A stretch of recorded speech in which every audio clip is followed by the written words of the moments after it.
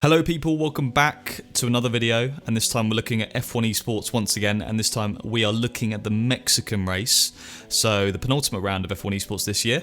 And by the title you can see, in my opinion, this was my best race of the series, and we're going to establish why over the next 15-20 minutes or so. So if we look at the grid, we're starting P13. Due to a bit of an issue in quali, we look really strong in Mexico actually, but my pedal set failed me at the last minute. At the end of the Suzuka race going into Mexico quali, I couldn't replace the pedals, and there was a bit of an issue where the throttle was sticking on. Even though I was coming off the throttle completely, it would stick on. So for any slow corner, I'd really struggled to slow down. But we're going to go for the medium soft strategy. So I think that's the only real option, given, we're that far back, we're out of the points, we need to kind of make inroads to get into the points. Especially with the championship as well, really hotting up, especially in the constructors, where I think we're battling Haas, Williams, Racing Point at this stage of the championship, and we're battling for 6th. So it's really important we get that. But let's go to the race start. Mexico Turn 1 always has some drama. I think we all know that from watching the real life racing. So we're about to see Mexico's first appearance in F1 Esports. So we're waiting for the 5 red lights, in lean mode on the fuel, medium on the ERS deployment. And we get a little bit of wheel spin initially, which it does cost us. So Nicolas Longue there getting away from us. We get jumped by Alvaro on the right. So not the best start, but there's still plenty of opportunities to make some gains. And you can see going into Turn 1, we choose to go on the outside on the curb. And Turn 1, you'll see, is an absolute disaster, pretty much. I mean, Tanitsa gets taken round by, I think it was Tormula. And we just basically try to avoid everyone. I don't know if that was Tormula that took him out, to be fair, but we got an illegal overtake momentarily, but luckily the game got rid of that, because that could have really screwed us over. So we're still P14 after all that. So crazy start. We managed to get past Lucas on the right hand side there and up to P13. Yeah, we got very lucky not to get any damage. There was front wings flying all over the gaff there. Yeah, got very fortunate. But we're behind Alvaro now, following a train of cars. And what you'll see later on in the stint is Danny Haddad up front breaks his wing. So what happens is he turns into a bit of a bottleneck between our pack and the front runners. So any chance of us getting some serious points goes out the window when that happens, and you'll see in due course. But points at this stage of the race looking very possible. Anything can happen. We got good race pace. We were practicing with Danny Moreno before the race. Obviously we know how quick he is in the race, so my pace relative to him was really, really good. In quali at Mexico, for some reason he had a little edge on me. I seem to really suck at quali at Mexico for some reason anyway, before the pedal issue. So P13 was actually quite good. Down the inside of Alvaro for Turn 1. He manages to get me back on T2. Quite aggressive. I'd say it's probably a legal move, very aggressive, but you got to be aggressive in F1 Esports to make any gains. It does compromise us quite heavily though, because we lose that to Lucas and almost Enzo Benito there on the left. Managed to hold him off, which is again really important. Kind of run him out of road there, which isn't the nicest thing to do, I'll admit, but we managed to hold the position and still P14. So the key now is just to stay in the DRS train, because if you lose DRS around here, it is quite costly, and that is because there's a big straight on, obviously, after the final corner, and the straight going down into this section as well. So we need to stay in that DRS. We're in a good little spot though behind Lucas Blakely. And for the next 3, 4, 5 laps, nothing really too much happens. Everyone's settling in, getting into the groove in a DRS train, trying to not burn through their ERS too quickly, because ERS around here, it was quite easy to save from memory. It's not the hardest track to save ERS. And so moving on to lap 7 later in the race, you can see everyone, well, you'll see in this lap, everyone starts to get a bit more aggressive. Everyone's had enough of following the DRS train. Danny Haddad at the front of this queue is really holding everyone up. Along with an AlphaTauri, so maybe that's the car he clashed with earlier in the race. But regardless, we've got about 40% ERS, so it's enough to kind of use to make some moves if we really, really need to. But Lucas, Alvaro and Casper at this stage of the race probably aren't too much slower, so there's no point overtaking them at this stage, because we'll just cost ourselves time and risk getting damage. You can see ahead, the other cars are not having that mentality and they're going for it. And they're being quite aggressive. So Casper, I believe, is on the soft tyre, so in theory, if you look at the whole race, we should be ahead of him come the end of the race, because we're on the medium going onto the soft. At the end of the race, we're going to be a lot quicker. So Lucas going down the inside of Alvaro Carreton there and hits Casper Janssen. A bit of a T-bone there. Very unfortunate for Lucas.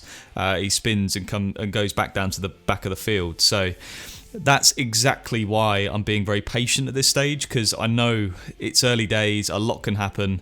If I just sit here and wait, try and charge the ERS as much as I can, as you know, it's difficult when you've got people like Bonner Huiz and Cedric behind you who are really quick, but that's what we need to do. We're aiming to box around lap 12, lap 13, that's the window. So I think, depending on what Danny Moreno wants, because he's the lead car out of the two of us, you can see here Danny Haddad and Casper fighting again. We really need to get past Danny Haddad at this stage of the race if he's got damage, because he will in turn hold us up. Danny Moreno will get the priority on strategy, like in real life F1. The lead car gets priority. But that doesn't necessarily mean he goes first. So you can see there, bit of a four-way battle. We're around the outside of Alvaro, but he gets us back on the exit, gets good traction. We fend off Bono. Casper gets past Danny Haddad, which is really important for him. And unfortunately we don't. You can see Danny Haddad's clearly got damage because he's on the soft tyre and he's really holding us up through Sector 2. So clearly some front wing damage there. And we just really need Alvaro to make a move on Danny so we can as well. And now approaching the end of the 8th lap of the race, Danny Haddad pits, which kind of relieves us of that, you know, we're going to have to pass him and cost ourselves a little bit of time problem. It's me, Alvaro, trying to catch up to the back of Casper Janssen again. So we're on the medium. The medium at this point should start to come into play compared to the soft runners, who their tyres will be getting quite worn. But you can see the gap on the mini-map in the bottom left corner. Danny Moreno is on the same strategy as us, but he managed to clear Danny Haddad and the AlphaTauri at the very start of the race. And it's given him a 10-second advantage, something like that. And he's almost on the back of the front runners. So he's very much in contention to win the race at this point, should we say. Unfortunately, given our bad qualifying, and that's the root problem, you can say, oh, you know, people just being too aggressive at the start and whatever. The root cause and the root problem for me is my qualifying wasn't good enough and we got caught up in the melee. And that's the consequence. So if you qualify in the top 5, or even in this case the top 8, you get away with that kind of stuff. And you end up being in the hunt in the race for the big points. So that is my root problem in this case, and to be honest, for the whole season. My qualifying needed to be stronger at various points, and it wasn't. So at least it's something to work on going forward. I know I've got the quali pace, it just didn't happen in the actual sessions, which is really annoying. But anyway, moving forward, a few people have boxed, so we're now P9 overall. But net, you know, probably P11, P12, because people have boxed in front of us. And so if we skip through to lap 14 of the race, this is the lap we end up boxing on. So it's a bit later than I think we planned. We were going to go for lap 13, but I think we extended it a little bit. Danny Moreno is leading the race. I'm third. Obviously not the overall positions because people have boxed in front of us. We've got Freddie Rasmussen running in 5th. He, at this stage of the race, is the net leader, and he's only a second behind us, making a move on Bono behind us.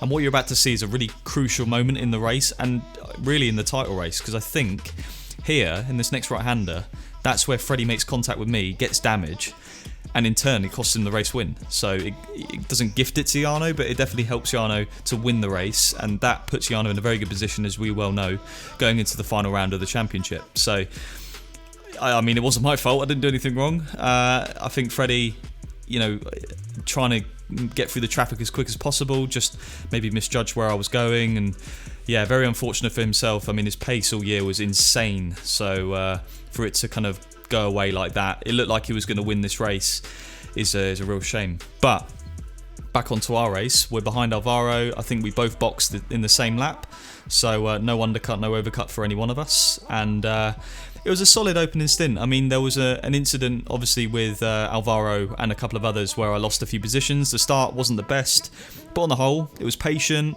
clean, and kind of decisive, so there wasn't really too much more I could have done given the pace I had. I mean, to be in and around these guys anyway on this game is insane, because these guys are so fast. Like Carreton this year, he put it on pole in Austria. He's had poles before, never won a race, but been on the podium in F1 Esports. Like, to be in and around that kind of driver on this game, it makes me happy. It's just a shame that everyone in this series was alien pace. It's insane. The level this year is higher than it's ever been, no shadow of a doubt. And it's at home, so it suits different people. It's a very unique series, F1 Esports in 2020. But you can see we rejoined behind Alvaro, not lost any time at all. Still in DRS, and we're going to undercut potentially a couple of others that were behind. So the gap behind us should be quite safe. Danny Moreno is planning on boxing this lap. As you can see, teammate is in the pits. So he had such a gap in front of us, we're not going to be anywhere near him. He's still going to have that big advantage. But what that does mean for him is he's got 9 or 10 laps to really push on the soft and make some inroads into the leaders. And hence why at this stage of the race, there's no shadow of a doubt, I thought he could win this race. Casper Janssen there, unfortunately, I think he had a game issue or something that resulted in him hitting the barrier or something, so he retires from the race on his debut. So that does make it a little bit easier for us. I think we would have got him anyway because we had the tyre advantage, but still, he drove a very strong race for his debut. And Nicolas Longuet there setting the fastest lap. So we're P9, and this is the overall standings. We've made our pit stop. There's nothing more to come into play. We are a net P9, so that's worked out really well. We've got Alvaro in front of us, burning all his ERS, and I think, to be fair, our race pace was strong enough. You know, we could beat him in this race if we play our cards right, don't push at the wrong moment, are patient enough to kind of deal with it. There's no doubt we could finish P8, and Danny Moreno there in P7, 8.3 seconds ahead, even though we undercutted him.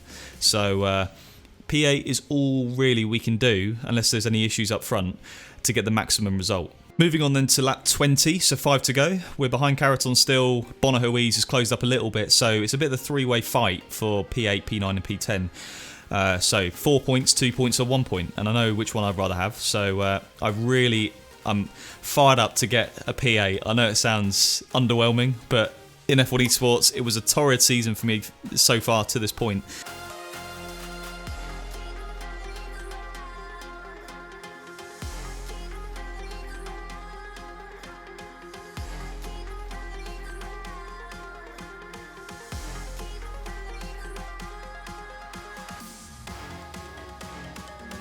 And so we move to the final lap of the race, lap 25, still in P8, got a nice tasty gap to Alvaro and Bonner behind us. A bit of ERS, actually no, looking at that, no ERS to play with, but I think I was fairly confident if I got no penalties we'd finish in P8, which is a nice result, to be fair. I didn't expect it given the pedal issues in quali, and it wasn't my favourite track, I'll be honest. I was quite happy with a solid points finish. And as well, Danny Moreno finishing, I think, P5 in the end.